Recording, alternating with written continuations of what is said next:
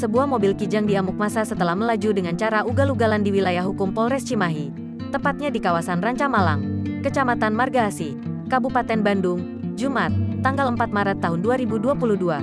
Mobil tersebut diamuk massa karena sempat menabrak sejumlah pengendara dan pedagang yang berada di lokasi kejadian.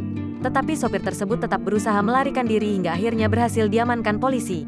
Kanit Lantas Polsek Margaasih, AKP Yudi Haryanto, mengatakan, kejadian tersebut bermula saat mobil tersebut melintas di sekitar Pasar Dimensi dengan kecepatan tinggi dan tidak wajar.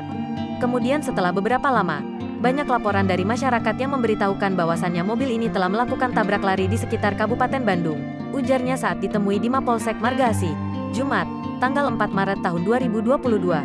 Setelah mendapat laporan terkait kejadian itu, pihaknya langsung melakukan pengejaran. Namun, saat dikejar petugas, mobil itu juga menabrak sepeda motor polisi di sekitar Ranca Malang, Margaasih.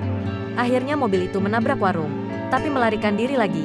Kemudian melakukan putar balik di sekitar Ranca Malang Margaasih, kata Yudi. Akibat kejadian tersebut, kata Yudi, sebanyak 30 motor mengalami kerusakan dan sejumlah orang mengalami luka.